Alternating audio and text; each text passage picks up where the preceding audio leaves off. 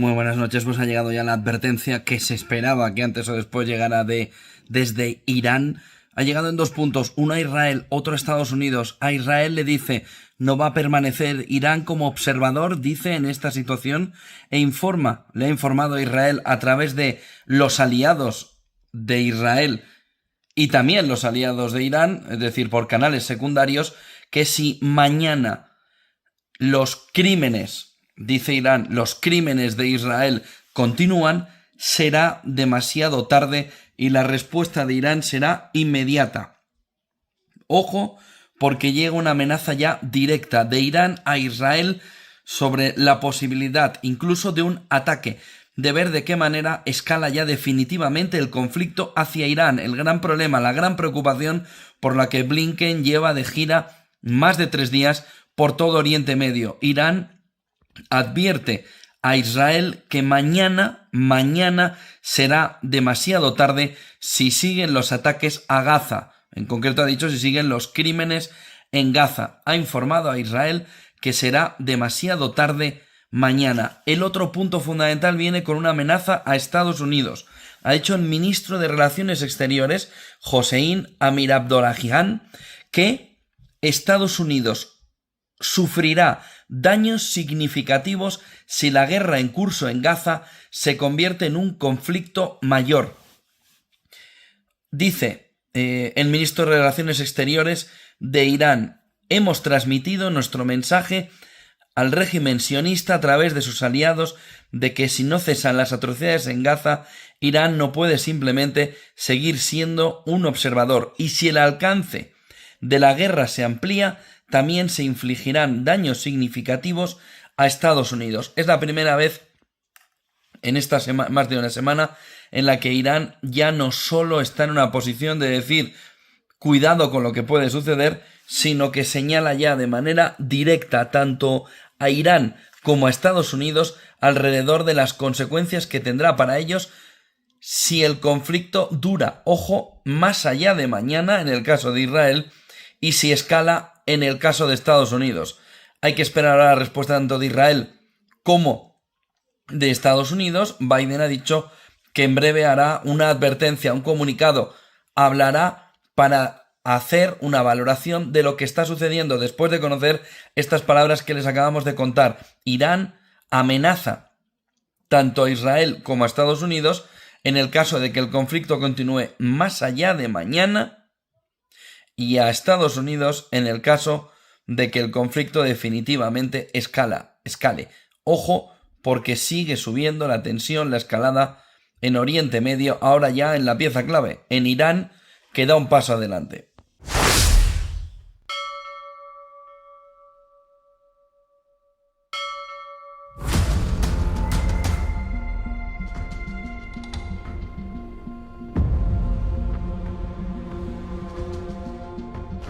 אנחנו מטילים מצור מוחלט על העיר עזה. אין חשמל, אין מזון, אין מים, אין דלק. הכל סגור. אנחנו נלחמים בחיות אדם ואנחנו נוהגים בהתאם.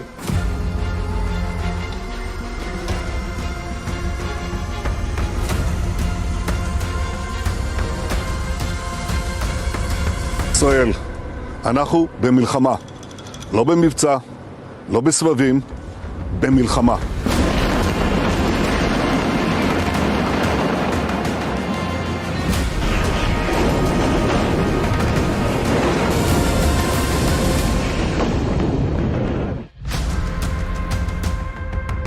Luchando contra animales humanos. Esta semana los ojos del mundo miran con atención a Israel y Palestina. Seguro que todos habéis visto las tremendas imágenes de los ataques de Hamás a las colonias ilegales de Israel y también los bombardeos de Israel contra la población palestina recluida en una suerte de enorme campo de concentración en la Franja de Gaza. Pero estas masacres que se llevan por delante miles de vidas de inocentes están acompañadas de un relato interesado que esparcen los grandes medios de comunicación y que vuelve a constatar aquello de que cuando estalla la guerra la primera víctima siempre es la verdad. Porque en verdad esta guerra lleva tiempo en marcha y había guerra aunque solo atacara a Israel y los muertos fueran solo palestinos. En el conflicto de Israel y Palestina lo que abunda es la desinformación. No es extraño. Los judíos norteamericanos, la primera potencia del mundo, son el 2%, pero en la Cámara de Representantes, donde operan los políticos, son el 6,2%. El porcentaje en Hollywood es aún mayor. La Metro-Goldwyn-Mayer, Columbia Pictures, 20th Century Fox, Paramount o la Warner Brothers. Los palestinos son siempre presentados como terroristas, incluso comparados con el ISIS, una formación apoyada por los Estados Unidos. Israel aparece, por el contrario, como una democracia que tiene pleno derecho a defenderse. Eso sí, siempre con el beneplácito de Occidente. You know, when I spoke with Prime Minister Netanyahu this morning, I told him the United States stands with the people of Israel in the face of these terrorist assaults. Israel has the right to defend itself and its people. Pero ¿quién es la víctima y quién es el verdugo en un conflicto que dura ya 75 años? ¿Cuántos de vosotros estáis al corriente de lo que sucede día a día en Palestina? Por ejemplo, ¿sabéis cuáles son los métodos que usa Israel para ocupar esos territorios? ¿Estáis al tanto de la peligrosa influencia de los rabinos ultras en un gobierno que practica el apartheid? ¿O de que su política de seguridad avala los secuestros y los asesinatos a plena luz del día para disciplinar mediante el terror a la población palestina? Os advertimos de que las imágenes que mostraremos a continuación son fuertes, pero eso sí, demuestran la violencia sistemática del Estado de Israel contra personas normales que solo quieren progresar y vivir en paz como cualquiera de nosotros. Por eso, jamás las veréis en las principales cadenas de televisión, ni en España, ni en Europa, ni en América Latina, ni en los Estados Unidos. Pero su conocimiento es necesario si queremos comprender en profundidad esto que lleva décadas sucediendo entre Israel, uno de los ejércitos más armados del mundo, y Palestina, una de las naciones más pobres del planeta. Ahora sí empezamos, acompañándonos en este capítulo de En la Frontera, donde vamos a intentar desmontar algunas de las mentiras más extendidas sobre este conflicto. Pero primero, aquí va un breve repaso histórico.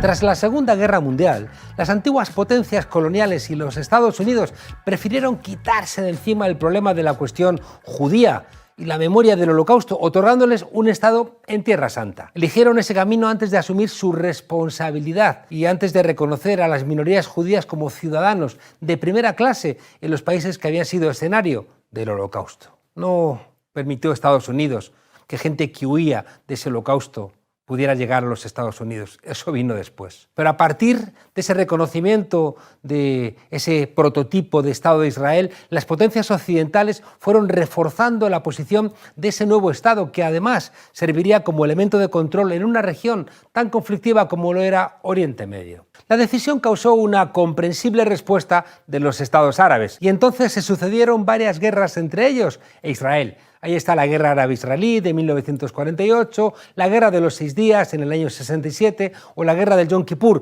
en 1973, que desataría una de las primeras crisis del petróleo. Conflictos armados que podemos decir que se saldaron con victorias militares de un Estado judío cada vez más fortificado y siempre decisivamente apoyado por los Estados Unidos. Para Estados Unidos era útil un enclave casi propio en el mundo árabe, aún más cuando la geopolítica norteamericana pasaba por evitar en plena Guerra Fría el crecimiento de un socialismo árabe o incluso de tendencias democráticas en el mundo musulmán parecidas como lo eran a la democracia cristiana europea. Aprovechando su poderío militar, Israel ha ido ampliando la ocupación de territorios palestinos, saltándose invariablemente los acuerdos internacionales sobre la repartición y boicoteando sistemáticamente la creación de un Estado palestino, tal y como se acordó en el seno de las Naciones Unidas en 1947. Estas violaciones del derecho internacional jamás han supuesto un problema para una comunidad internacional que ha preferido no levantar la voz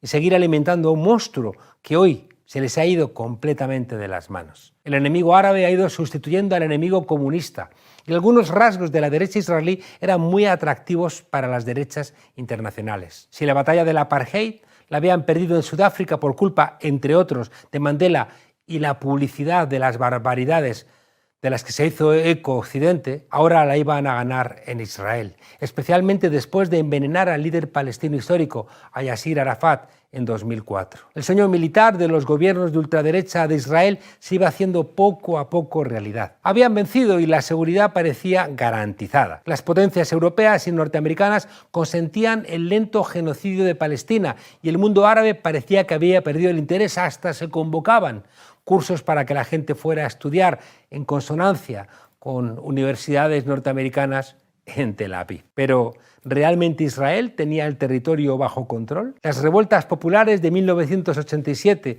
las llamadas intifadas, demostraron que no, que los pueblos que acorralas y dejas sin salida terminan explotando. Los palestinos no aceptaban el apartheid, con el que lentamente les estaban envolviendo, y que Israel todavía tenía que perfeccionar sus sistemas de inteligencia y de control. Por cierto, en aquel año fue cuando se creó Hamás, una organización política, militar y religiosa apoyada en sus comienzos por el gobierno de Israel.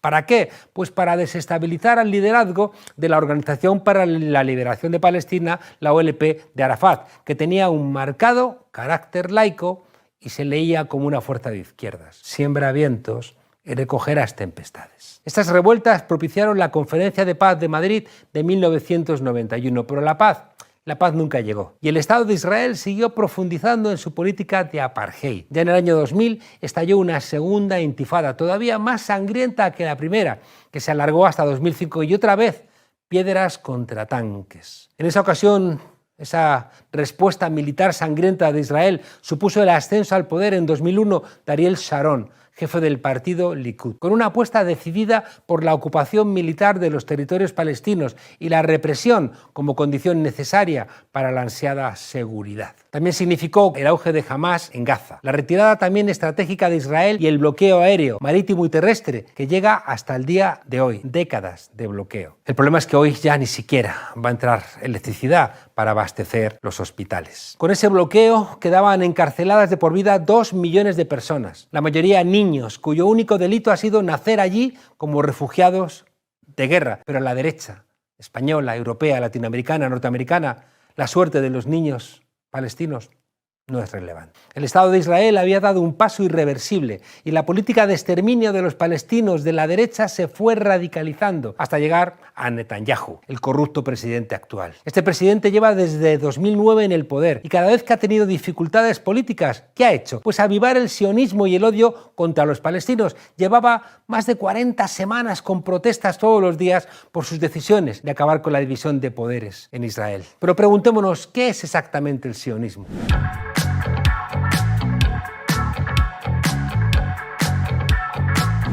Igual que nos mienten cuando los medios de comunicación buscan deliberadamente equiparar a los palestinos con terroristas, nosotros nos engañaríamos también si no diferenciáramos entre judíos y sionistas. Estad atentos, porque la cosa no es tan sencilla como parece. Because we are Jews, we oppose Zionism, the state of Israel, the entire occupation. It is directly against every concept, every law of the Torah, of the Judaism.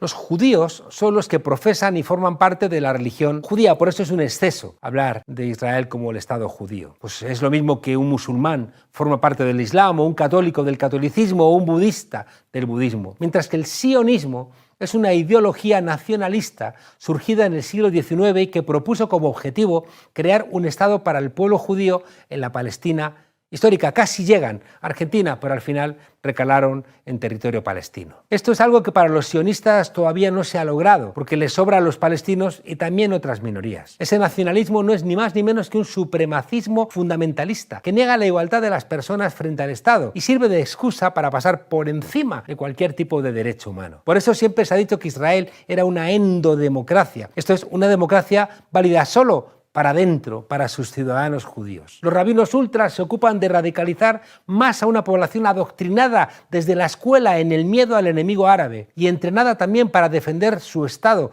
con un servicio militar obligatorio de casi 3 años para los hombres y de 2 para las mujeres, donde aprenden a manejar armas para matar a seres humanos. Eso sí, todo esto con la excepción de los judíos ultraortodoxos, también llamados yaredíes, que no han dejado de crecer en número e influencia, separando aún más toda posibilidad de entendimiento entre el mundo árabe y a Israel. Y no es que sean una minoría, precisamente debido a las correlaciones de fuerzas del Parlamento israelí, la Knesset, el presidente Netanyahu comparte gobierno desde hace un año, por ejemplo, con ministros del Shas, el partido político donde militan algunos de los sionistas más radicales, estos que apelan a la violencia, pero eso sí, ellos no se juegan la vida en el ejército. Para que nos hagamos una idea, tiene de ministro de Seguridad a Itamar Ben-Gvir, de otro partido ultraderechista.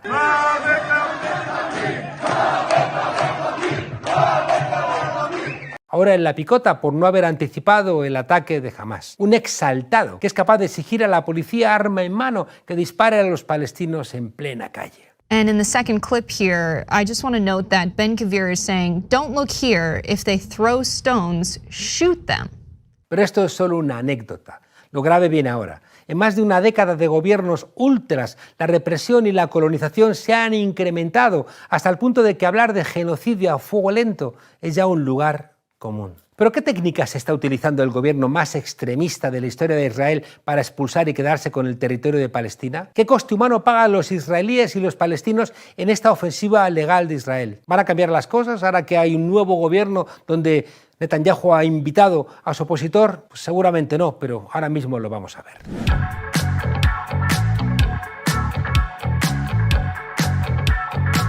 Los palestinos tienen prohibida la entrada a Israel y solo hacen la vista gorda cuando se trata de hacer entrar mano de obra barata, como en Europa con los inmigrantes. Para controlar los accesos y evitar una revuelta palestina, destruyeron sus carreteras, aislando a las poblaciones. Solo pueden moverse por algunas carreteras israelíes, controladas por los famosos checkpoints o puestos militares, que eran el horror ayer en Berlín, pero aquí son bendecidos por los mismos que veían un horror en esos controles que separaban Berlín Oriental de Berlín Occidental. A la destrucción de sus carreteras se suma también la destrucción de calles enteras mediante bulldozers, a modo de represalia, de escuelas o de hogares bajo pretextos sin rigor, o incluso cegando los pozos y los manantiales de agua con el único objetivo de arruinar a los agricultores palestinos. Esto es algo que sucede constantemente, mientras ningún actor internacional ha dicho absolutamente nada. Y moría gente, y morían niños. Cuando han limpiado el terreno de palestinos, llegan los colonos judíos sionistas, apoyados por el ejército israelí, que como si fuera el lejano oeste, llegan a una colina y fundan un nuevo asentamiento.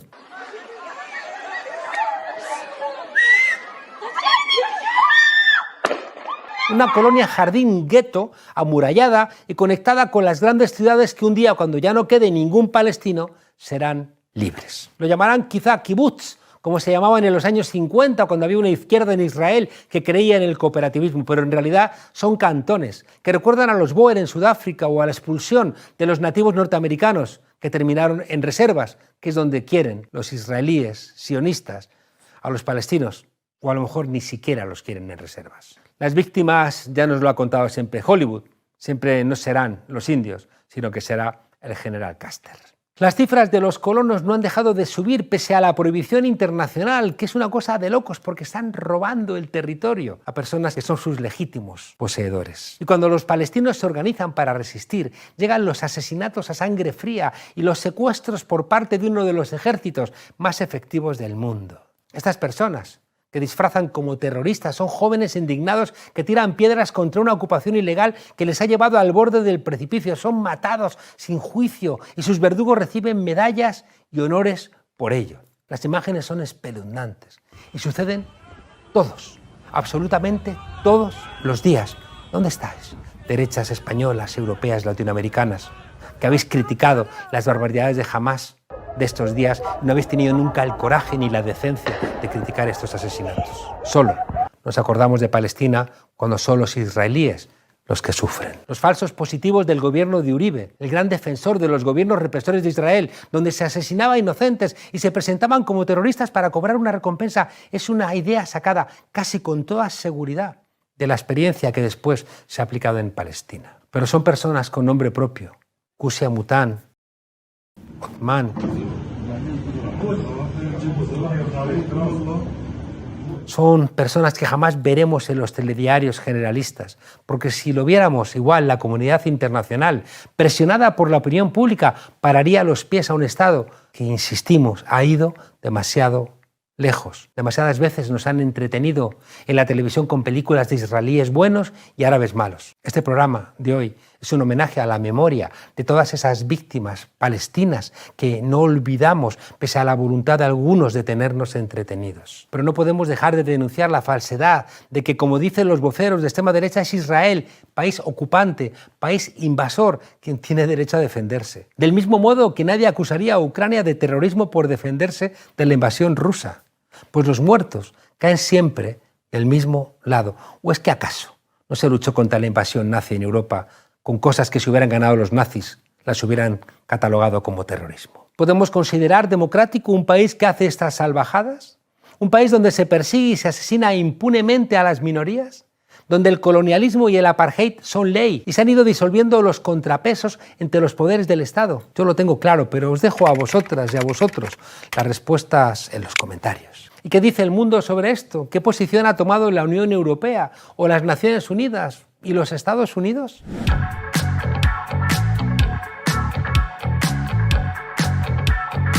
Hasta aquí hemos visto que esto no es una guerra entre el territorio palestino contra la democracia de Israel, como están rotulando en casi todas las televisiones privadas de España y América Latina. Es una guerra permanente del Estado de Israel contra la población palestina, que lleva décadas librándose día a día, palmo a palmo, contra las decisiones de Naciones Unidas y con el único objetivo de lograr ese ideal de seguridad que nunca va a llegar, por lo menos nunca va a llegar mediante la violencia, como están reconociendo responsables militares de Israel, que les recuerdan a sus compatriotas que la paz solamente va a llegar cuando el pueblo palestino tenga esperanza. Los acuerdos internacionales fueron claros con la solución de los dos estados. Nunca se produjo y va a ser ya difícil lograrlo, pero se pueden dar pasos si la comunidad internacional se toma en serio la situación. Son ya decenas de resoluciones de Naciones Unidas que no han servido para nada. Igual que las advertencias de las comisiones de investigación de la ONU, que no tienen ningún tipo de efecto. Tampoco ayuda el apoyo de Estados Unidos, poniendo a disposición de Israel sus portaaviones para arrasar Gaza o dándole todo tipo de inteligencia militar. Tampoco el chantaje de quitar la ayuda al desarrollo, con el que nos sorprendió a todos la Unión Europea, aunque luego tuvo que recular hasta decir que congelará y auditará los fondos. Decía el jefe de la diplomacia europea, Borrell, que Europa y sus aliados son el jardín y lo demás es jungla, pero estas imágenes de Gaza lo que recuerdan es a los nazis devastando el gueto de Varsovia. ¿Por qué? Por haberse atrevido a levantarse contra la masacre cotidiana que los nazis hacían contra el pueblo polaco. ¿Alguien va a plantarse y exigir a Israel que deje de bombardear o lanzar armas químicas como fósforo blanco contra la población civil en Gaza? Es como si los gobernantes que se lucran de los negocios con Israel, que se lucran del comercio de armas, de la cooperación en seguridad, solo le ofrecieran dos caminos a los palestinos. O sois dóciles y aceptáis la colonización, o preparaos para desaparecer. El victimismo del gobierno de Israel, su nativismo, su etnonacionalismo, su colonialismo, su racismo, su defensa de la violencia, su neoliberalismo, su vinculación con sectores ultras del ejército y del integrismo religioso explican la amistad de los gobiernos históricamente antijudíos, hoy con asesinos como Netanyahu o como su ministro de Defensa. Los Bolsonaro, los Trump, los Orbán, los Milei, los Novoa, los Abascal siguen defendiendo la pureza étnica en sus países y son enemigos religiosos de Israel, pero ahora aparcan sus diferencias porque coinciden en todo lo demás. Y los árabes para ellos son peores que los judíos. Todo lo que veis que están haciendo a los palestinos, muchos sueñan con hacerlo en sus países. Callar hoy es perder un fragmento importante de nuestra propia humanidad y quizá mañana pagar el precio de que cuando vengan a por nosotros estemos solos.